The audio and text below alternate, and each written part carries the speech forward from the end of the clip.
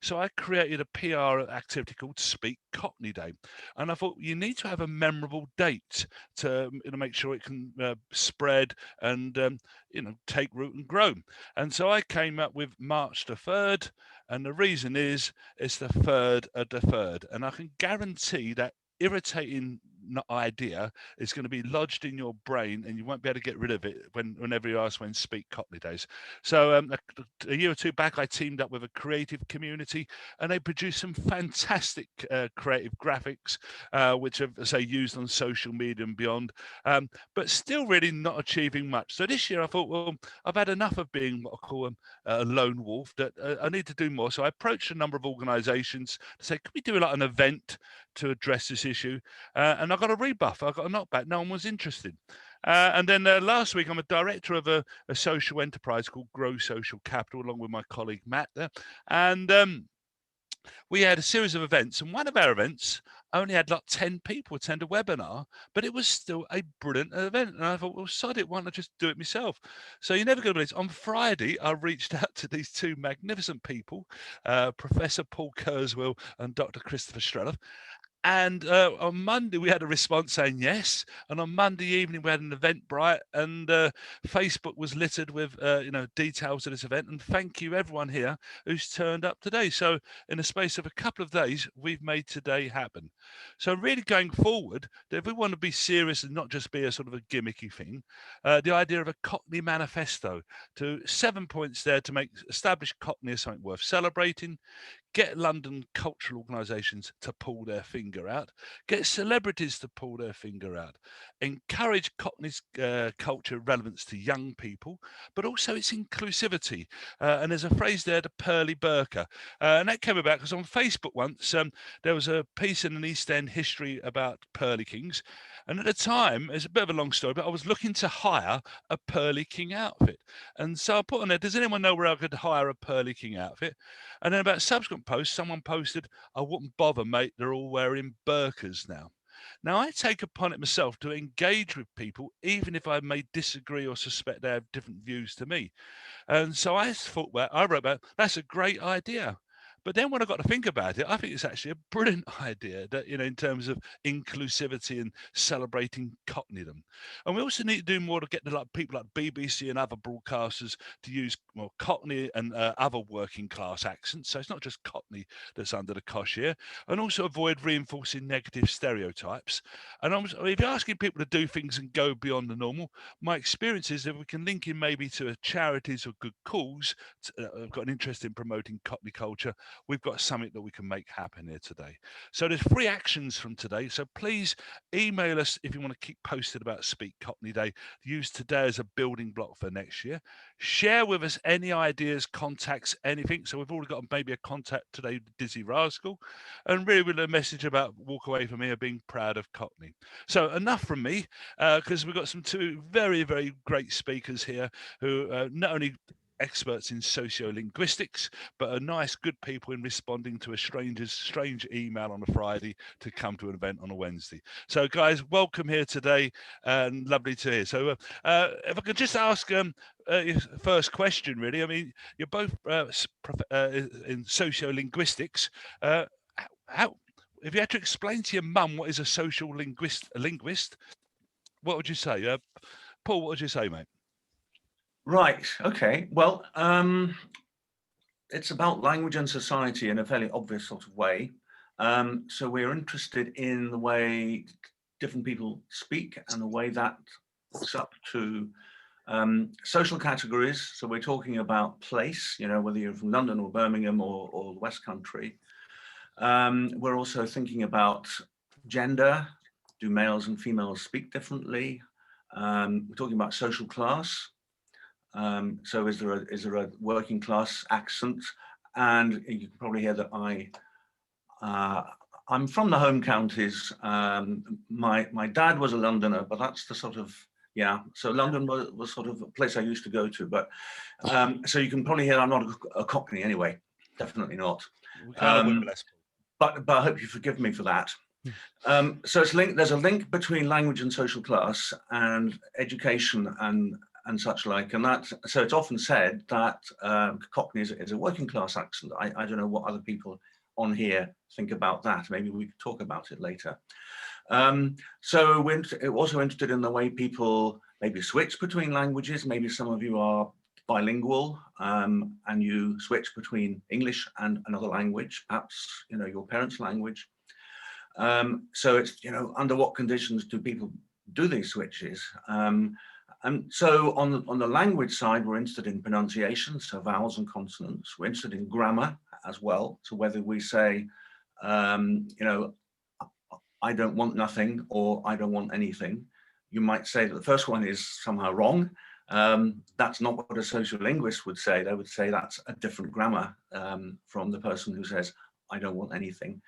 So those are kind of considerations we make. We're also interested in people's attitudes to language, attitudes to the Cockney dialect, attitudes to other, you know, other accents and dialects of the country. So those are sort of things we do. So I said my little piece there. Okay, no problem, no problem. Thanks. Christopher, I mean, how would you explain to your dear mum? Yeah, I mean, I think I'd branch off of, well, and I don't know that my mom really understands what I do yet. But if I had the chance, I'd tell her, I think we're interested in what language does to people and what people do with language. So as Paul is talking through the different ways we speak to different groups or in different situations, we're conscious that we, at different levels, change our language to do things as we move through society.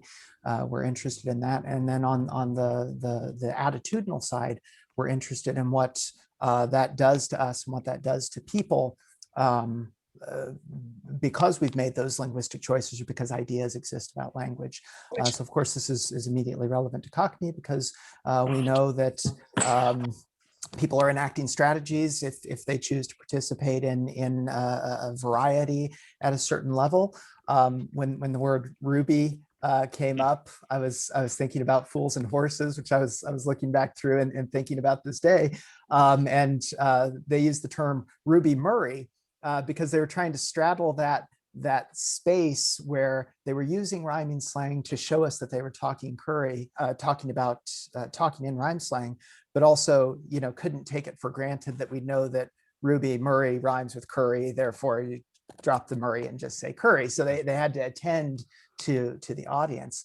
And so interested in what they're doing, but also in the ways that we think about them and the kinds of ideologies that get indexed and projected to the world by those choices that we make and by the attitudes we bring with us. Okay, so what we do with language, what language does to us. Okay. So Chris, while you're, I mean, you've done any research on Cockney as such?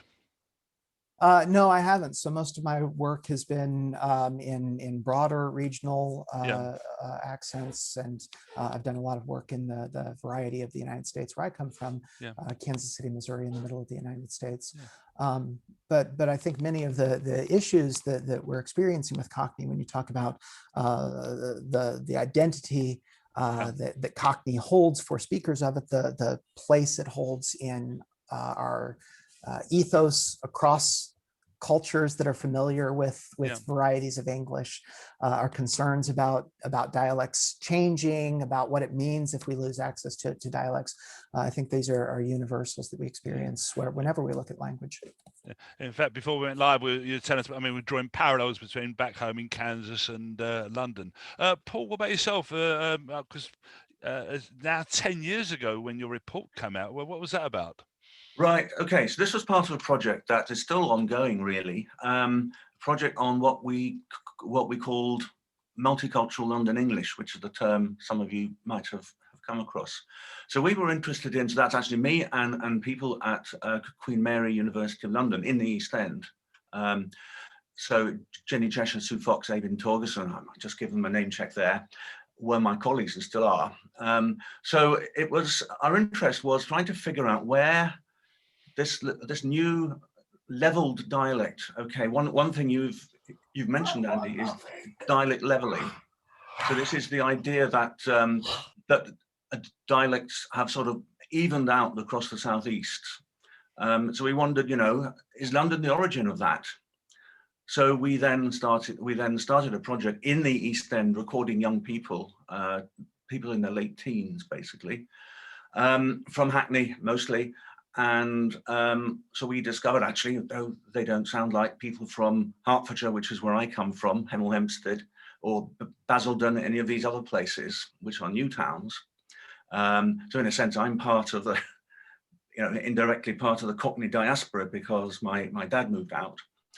So we have these, so what we've found then is that we have new people moving in after the Second World War, sort of the 1950s, right up to the present time. And they came from different places around the world, and they didn't speak English, many of them. So, but they did they quickly learned English and became proficient English speakers, maybe bilingual. So this sort of melting pot then seems to have led to a new form of language, which eventually we've called Multicultural London English.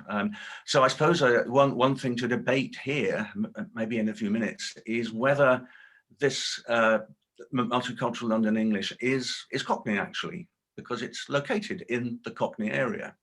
It's located in the East End, and actually other parts of London as well. Some people in the chat, somebody in the chat mentioned Dizzy Rascal as a favourite Cockney. Now, I would say he is a sort of central speaker of Multicultural London English. He doesn't sound like Only Fools and Horses. He doesn't sound like he comes from Essex, in a modern day Essex. So this was our interest. Okay, so really London is a hotbed of linguistic innovation, actually, new accents and new dialects coming up. And so when we talk about Cockney, we have to be a bit careful not to say, well, Cockney never changes. It's sort of located in circa 1950, something like that, because there are young people who would identify as Cockneys, but they don't sound like their own parents or grandparents. There's sort of, everything's evolving and it's churning around. So that's my interest in this subject anyway. And so, my research is definitely in the East End. And so then leads to the question. We've got something that's evolving. The question is Cockney dead? That might actually be a sort of a misleading question, and actually we'd be better served by posing more specific or a broader range of questions. So in terms of sort of the evolution of Cockney, what's the state of Cockney at the moment in terms then? So you say in the traditional heartland of like London East End, there seems to be changes, but is this thing called Cockney still alive in somewhere? I mean, yes, it is, in that it has moved, actually. And you talked earlier about diasporas. Yeah. There are people who moved to Essex, to the outer London, on the east and the west as well. There's a researcher called Amanda Cole at the University of Essex who's done quite a lot of research on this, and she comes from Debden herself, and she's the person who's probably the linguist who's talked about the Cockney diaspora the most. And she finds a Cockney accent, actually, in Essex. But what's interesting, we talk about identity was something you mentioned. What she finds out actually is that these people who live in Essex and sound like Londoners actually identify as Essex, Essex boy, Essex girl. Yeah. Not as Cockneys, even though their parents were Cockneys or grandparents were Cockneys. So it's a difficult thing. So you have the accent moves out, but possibly not the identity. The identity stays behind in London. That's probably a slightly contentious thing to say, but, yeah. But maybe that's true. Possibly to a lower level, so that the first badge is I'm an Essex boy, Essex girl, and what's an Essex boy and Essex girl? Well, we're Cockney in roots, so there might be sort of a possible lineage there. I don't mean to put her on the spot, and you can obviously refuse, but I think Amanda is actually in the chat. Yes, she might be willing to come on and talk about her work a bit. Could Amanda, if you're there? Hi, Amanda. It's a small world, this world of sociolinguistics, isn't it? Oh, it is. Amanda, lovely to hear from you. And these guys were bigging you up before we went live as such. So what they're saying now is not just being polite. So Amanda, tell us about your work. Yeah, so basically I'm a lecturer at the University of Essex, and Paul's kind of summarised a lot of what what I research, but mainly, as I guess we all do, there's been a real element of me search in my research, of looking at the movement of East Londoners from East London to Essex, sort of in post-World War II. Because both sides of my grandparents were moved in, you know, what has been termed the slum clearance programs out into sort of new build estates in Essex. And then we were sort of subsequently brought up there. So basically, I've been interested in looking at to what extent people would consider themselves to be Cockney, and to what extent a Cockney accent is found, you know, in these parts of southern Essex. So most of my research has been done in Debden, so the Debden estate, which is in Loughton in southern Essex, where I'm from. And kind of Paul said, we actually found that a lot of what we might consider to be a Cockney accent has essentially sort of moved. And a lot of people in southern Essex are speaking in a way that some might sort of identify as sounding quite Cockney. But young people aren't considering themselves to be Cockney, I mean, which feels kind of, you know, logical if you're born and brought up in Essex, that you're going to consider your accent to be an Essex one.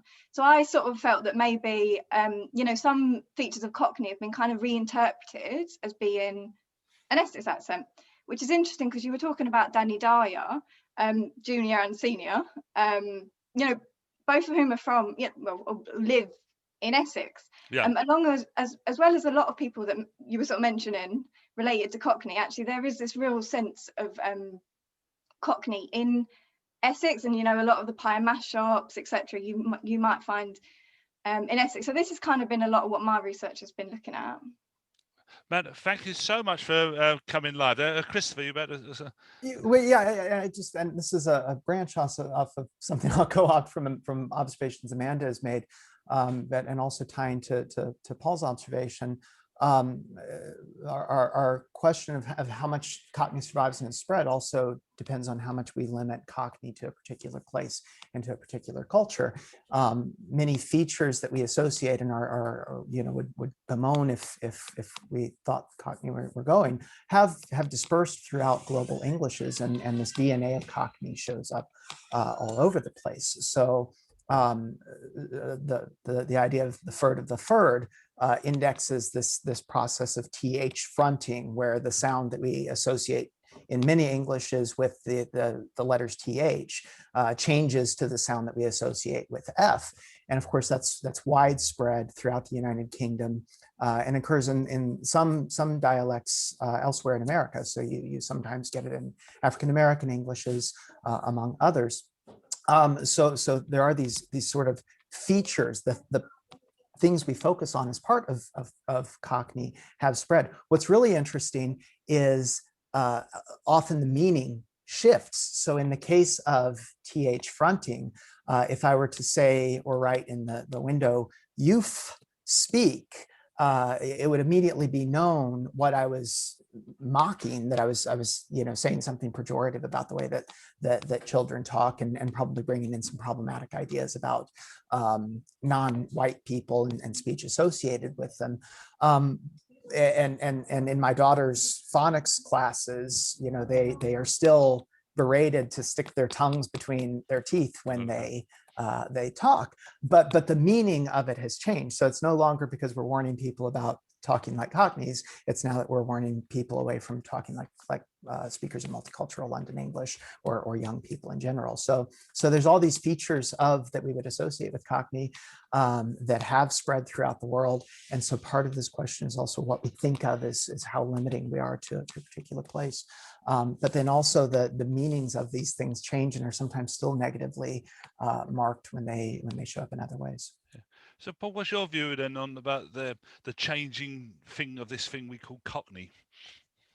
In a way, it's not for linguists to have a view on it, although we have our views. I mean, you know, we try to be scientists, so we observe. I mean, on the other hand, I do, of course, recognise that every accent is associated with a culture, and that person, the people who speak with that accent, are associated with it as well. So, I mean, I'm just looking at the chat here. I see a lot of people who who don't actually live in London but identify as Cockneys. So there are aspects of the Cockney culture that they've picked up and kept in the same way that they have in Essex. So I really appreciate that. And living in, as I do now, in Yorkshire, you know, I hear a proliferation, huge number of accents here around me. Like you know, it's quite easy to tell which town people are from, and they are proud of their accents here. You know, be it Yorkshire or Scouse or Manchester, and that's something that is part of those people's identities. Let's say their social identity, and you can tell that people have a social identity because if they switch out of their accent in front of their parents, shall we say, or their friends, they get told off. You know, you can't speak like that. You're putting on airs, perhaps. You know, you're not. You're stepping outside where you should be, where you come from, and so that can be a positive thing. I mean, one of the things Chris was saying earlier was perhaps a more negative thing, and that is to do with social mobility. That speaking with a local accent is a strong local accent anyway is often something that can hinder people in certain professions at least. So there's quite a lot of work now going on in London actually and elsewhere on this thing called accent bias.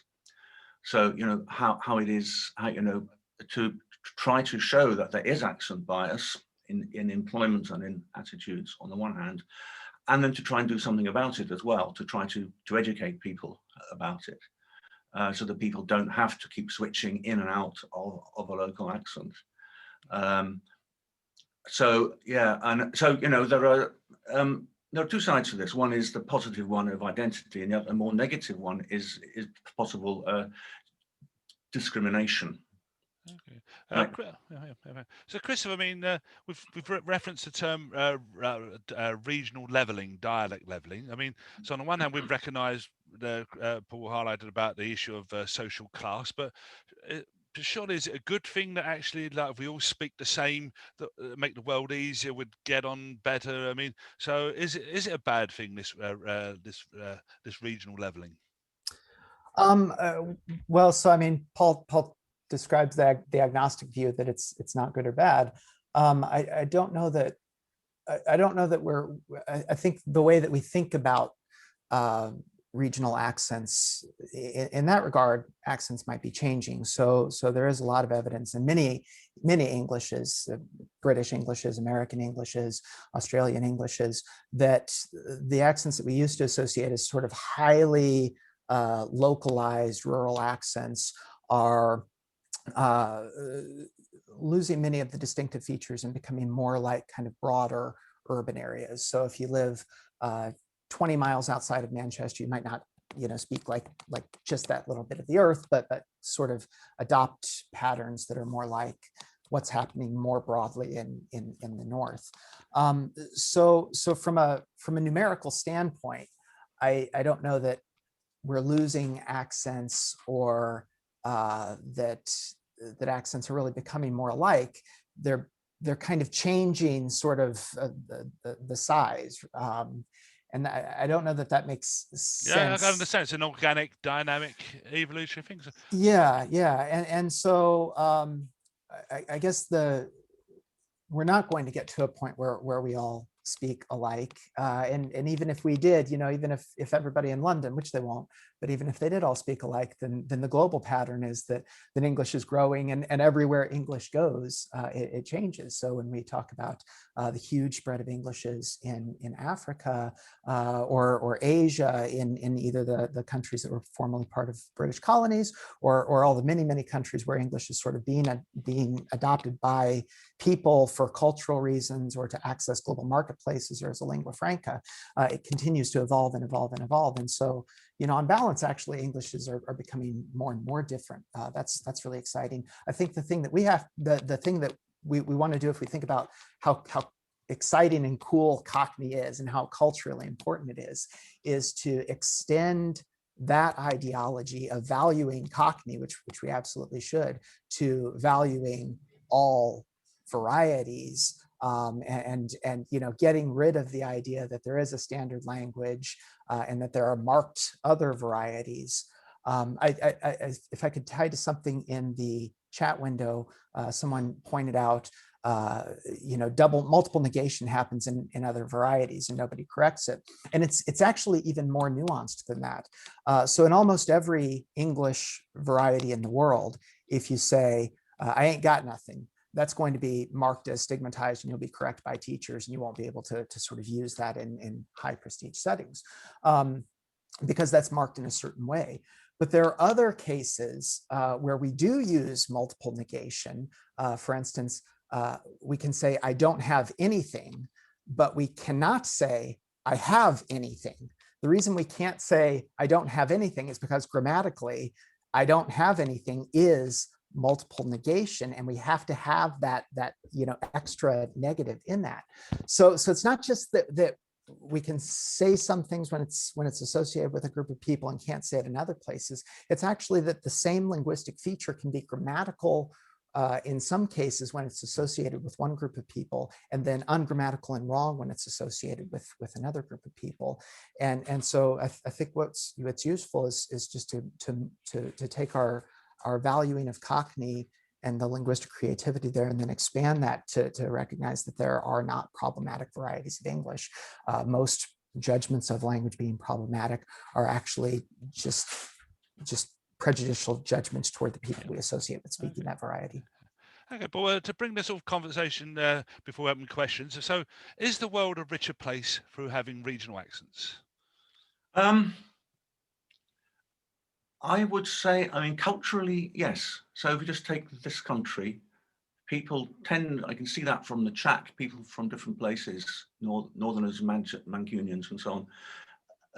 People have a strong identification with place in a positive way that's not actually associated with social class or power, and that they pick up certain cultural things that people do in those regions. They can be proud of the way the place looks, the countryside, the city, and the accent that goes with it. So that's certainly a positive thing. And I don't think it would be I don't think Britain would look very good if everything became completely leveled. And that isn't likely to happen. And then, as Chris was saying as well, there's lots of there are accents throughout the world in new varieties of English in Asia and Africa, and they are people have strong identities there as well. So, for instance, I knew a Ghanaian family who lived in this country for a while. The man was a student. They had some young children, some little girls. When they went back to Ghana, they continued to speak English at school, which is the language of the school. But they were just taken the mickey out of for having an English accent, these girls. So they had to learn a Ghanaian accent and sound like Africans, Ghanaians. And so I think that proves the point, really. That you can be proud of your language, even if it's English and you're an African. But I would also promote African languages in the same breath, I think. So it's just part of diversity, and I think that's a positive thing. And if we can learn to be positive about it, then that's great.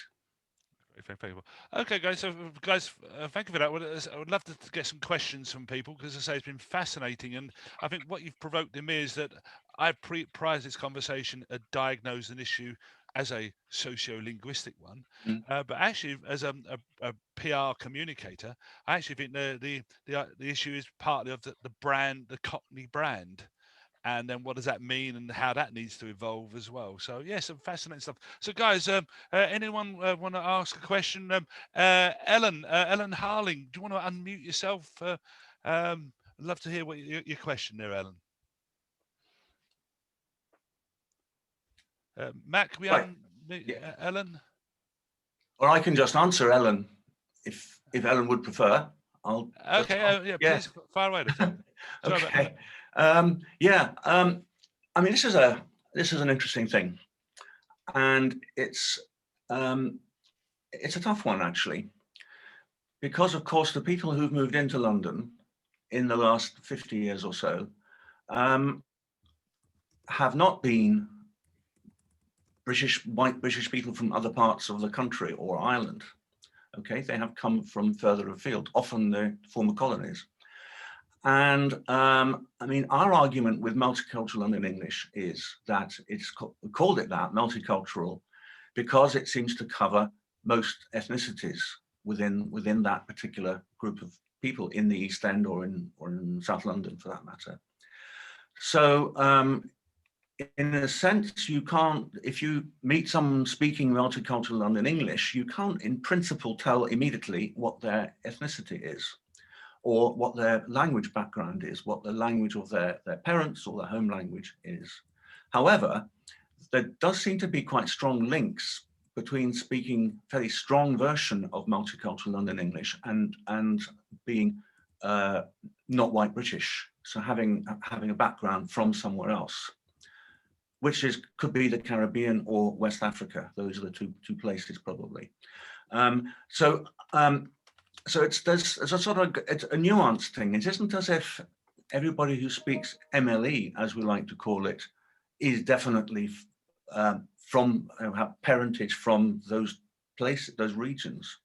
But there are certain tendencies. Okay, so it's and then you have if you think of grime, you have people like Dizzy Rascal, who's somebody celebrated as a Cockney.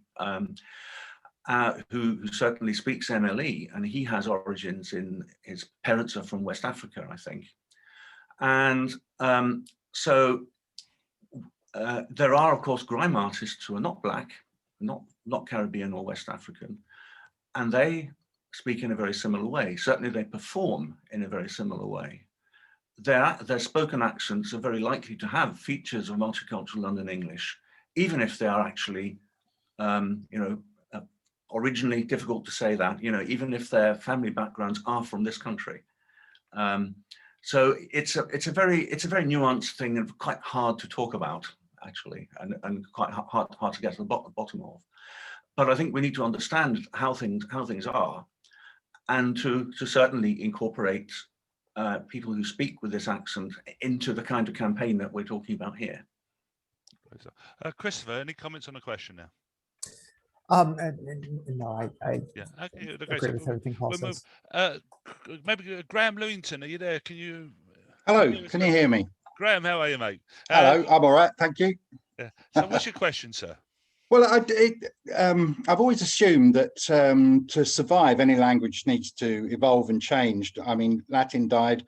I would say French, if they keep trying to keep le weekend out of it, is going to die one day. Remember the room rule, sir. And so how can Cockney evolve, or how will it evolve? Because I don't think you can force things to evolve, to either counter or include the sort of text speak that's used by a sort of younger generation. So if we're trying to promote Cockney to younger people, how can we make it fresh and relevant to them in their everyday lives? So I was thinking about this question because I saw it in the chat, and I think it's a really important one. I suggest kind of a reframing of the way that we think about what's happening with text speak, and actually I'd suggest it's very there's similar amounts of creativity happening with what we associate with text speak and with Cockney. I mean, if we are to lose, and when I say that other phonetic features or grammatical features of Cockney show up in many Englishes around the world, with some exceptions like maybe put up your dukes, the rhyming slang bit of Cockney is probably what will be, maybe the greatest loss. But that rhyming slang is driven by this tremendous creativity of going from, a pair of words that rhyme and then dropping part of that pair, so you have this insider language. And the same thing is very much happening constantly with online communication. So young people are exhibiting tremendous creativity and coming up with sort of multimodal representations that take graphics and plays on words and bring them together in the new communicative genre that they have. And when on top of that, you put that with creativity that goes into multicultural London English, where you have this sort of amazing web of interesting of words being adopted from multiple languages, of plays on words, of changing. So, you know, blackout was a term for being drunk well, it is for me. And I think black up is a term for being drunk in MLE.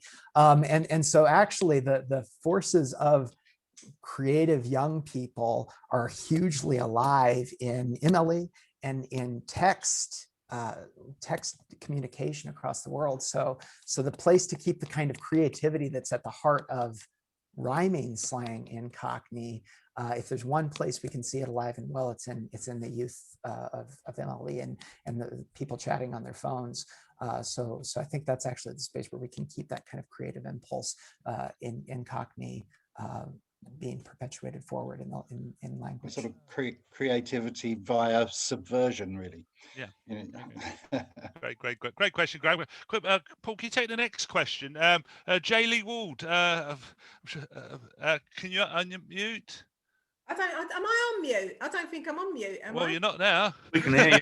I've been doing Zoom lessons on this, trust me. Okay. Lovely to have you, Jay. So what's your question? I think I'm really interested. I'm an English teacher. I teach in Essex. I teach literature and language. And another point is that people say, oh, you teach English with that accent. And I'm like, yes, I am teaching English with this accent, although some of the edges have been knocked off it.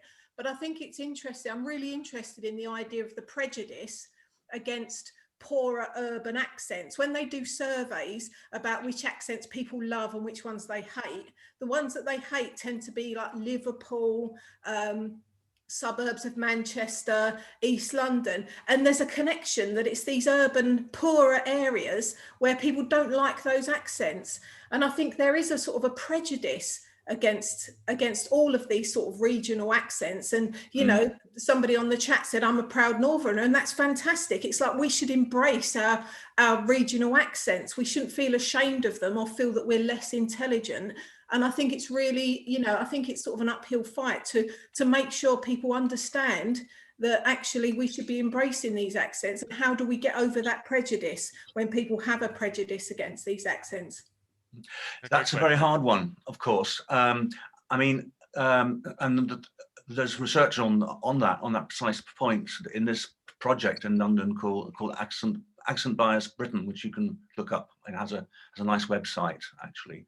I mean, the short answer is that these accents that are often that people tend not to like in surveys, and so it's basically London, Birmingham, Liverpool, Glasgow. Possibly, I mean, not Manchester so much, and the ones that are liked are the Yorkshire and North East. So what's the reason for that? Well, so we have the big industrial centres, the old industrial centres of Britain. They're where industry first grew up, you know, in the 18th century. So those are the accents that are still not liked by people, and it's because of an association with poverty, lack of education, lack of sophistication, those sorts of things, that even if they're not, you know, I mean, they're probably still true to some extent today, but much less so because of a sort of general upward drift. And so the attitudes just linger. And part of it is this thing called a sort of standard ideology, standard language ideology, which is part and parcel of the same thing. And that is the idea that there is a correct English that is somehow God-given. We don't have to question it. It's not our business to question standard English. And I'm sure that's the thing you teach your kids to write, at least. I've got you on my PowerPoints. Oh, you have, all right. Yeah, and so, you know, it's something we have to work at, and you know, we're not making a little bit of progress. I think if you take the BBC, there's very little RP around on the BBC these days. I feel quite like a real old timer, actually, myself, being, you know, I mean, people tend to identify me as an RP speaker, which I'm going to deny, but you know, I don't feel that my accent would really be acceptable anymore on the BBC, and I think that's a really good thing. That is progress, yeah. That is progress, actually. There's much more diversity. Okay, so you don't have strong Birmingham accents, strong Glasgow accents, or strong Liverpool accents, but you have some reporters who have accents from those places, possibly not, you know, continuity announcers or newsreaders, but the accents are there. They're there in drama as well. So some things are shifting, but, you know, I think teachers need to teach that this is the case, but that there is a way out of it, that we have to, not just a question of learning to speak RP, which I wouldn't really want to impose on people, but to understand what the situation is, and to empower, you know, try to empower people to some extent. I think that's all I can say about it. Well, some good advice there, Paul. Thanks for the question. I'm conscious there's a lot of questions coming in. Saif, do you want to share your question, please? Hello, my name's Saif Aswani. I was born in Whitechapel. I live in Upton Park, very much Cockney places, and I like to save street markets. My question particularly relates to the hipsters who are moving into the area. How do you think the hipster phenomenon has impacted the Cockney language?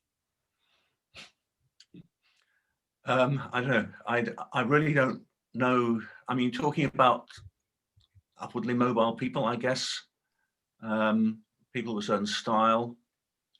Are they Cockneys, hipsters? I'm just asking. Yeah. Saif, are they? I think we might have a survey to the people there, but in terms of general, I mean, as I say, it is dynamic. I mean, the lesson I'm drawing out of this is wonderful dynamic things, but so they presumably you're thinking there could be both a negative and a positive impact there, possibly. I suppose, yes. I don't know what Saif thinks. Yeah, that'd be interesting. Yeah, Saif, what do you think? I mean, it seems to be a front of mind question, and one where I think you might be more on the ground and than us, than me, anyway. Yes. Well, I just completed my master's at UCL about cultural heritage, and one of the things I'm very aware of is that the East End has got very specific cultures that you're not going to get around the world. So one of them is Sylheti Bengali mixed with Cockney, which, I mean, if you look at language, people adopt it partly because they lose it, so they adopt other languages. So in the case of Sylheti Bengalis, they've got an oral language, and as a result, they can easily adopt other oral languages. And so I'm kind of writing about that. I think the hipster phenomenon itself is actually quite just as varied, really. As much as it's an adopted persona, it's also one that tries to give an impression that it belongs somewhere. So, and it's certainly part of a larger agenda that might be used at particular times to push a particular gentrification agenda. And at the same time, some people will adopt a Cockney persona in order to kind of feel that they belong as well. So, so yeah, I'm just writing about it and thinking about it. All right, I think that's interesting research, really interesting research. Yeah. Interesting stuff. I mean, prior to COVID, I was planning to do a walking tour called Poplarspiration, invited by a sort of trendy PR agency that had moved into Docklands.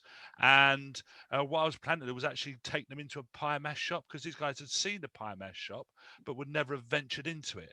And I think there's a need there both for more proactivity for interventions like I was proposing, but also actually the people in the pie mash shop got to think of ways of getting out there more. So great question. So Tom, are you ready for your question, mate? Are you still there? I am, yeah. Great, mate. So what's your question, mate? My question really is about geographical landscape and how it influences accents and how they travel. So if you look at the Cockney accent, you know, it's quite concentrated to the east of London. Why is that? Do we see that in other? So it's a question of. I mean, would Amanda be willing to answer this? This is I mean, she's done a really nice history of some of the spread into Essex. Sorry, I was reading the chat. Yeah. I was reading the chat as well. Tom, can you? sorry. I'm really sorry. Would you mind kind of talking through some of your work on the history of how features of Cockney spread through the diaspora out of the East End into Essex? Yes, I mean, the spread of East London accents and London accents as a whole is by no means a new phenomenon. It's been going on, you know, for at least like the past 500 years. London's, a social capital, it's an economic capital, and because of that, there's a lot, there's a lot of mobility, there's movement in and out of London. And where you find contact between different groups of people, you're going to find language change, and different, and different ways of speaking will spread. So London's been very influential in the accents across the southeast, and beyond, much beyond, for a long time.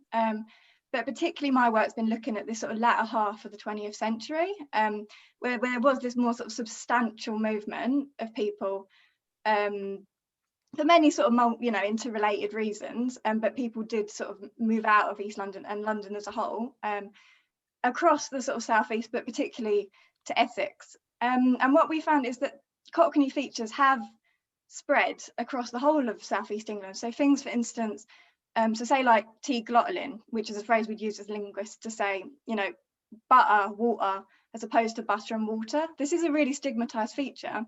And yet, in spite of that, you can hear people from across the southeast using that feature.